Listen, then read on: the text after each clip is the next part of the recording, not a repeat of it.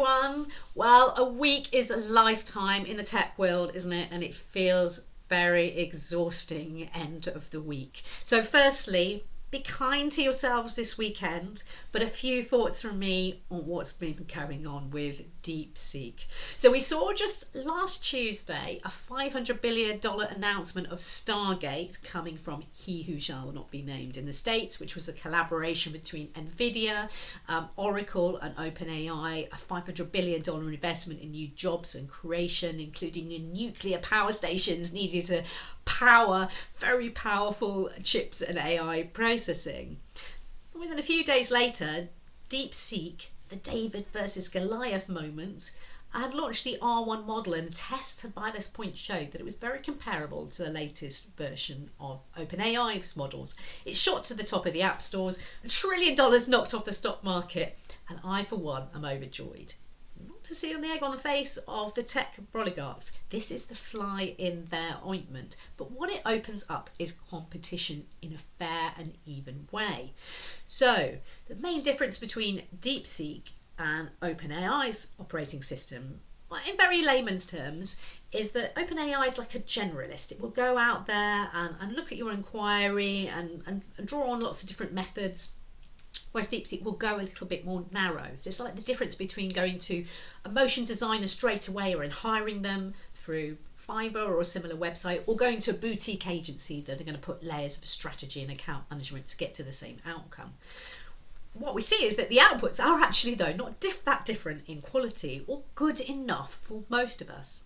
Professor Ethan Mollick says that if we stopped right now with AI development, it would take 5 to 10 years to absorb the benefits.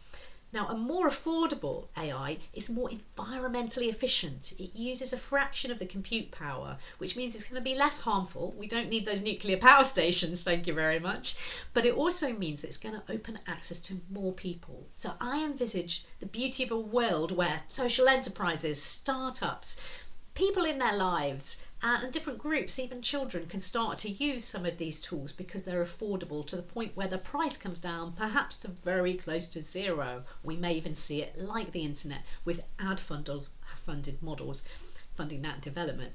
I'm sure geopolitics will play a role. We could see a very divided world between Europe and US and other developing nations going and developing their own tools, which are seen to be not safe in other territories. We just don't know what's going to happen. But if your boss asks you, what do we do now about DeepSeek? Message is the same. Wait. We're working on AI transformation, so observing what's out there, taking a long view and looking at the use cases where efficiency can be built in your supply chains.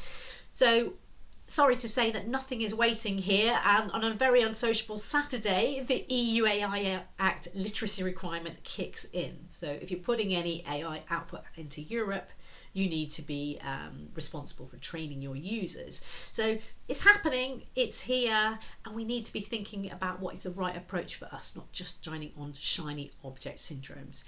You can find out a lot more in my new newsletter, Rethinking the Hype Cycle, link below, and I look forward to talking with you more. And please do have a very relaxing weekend.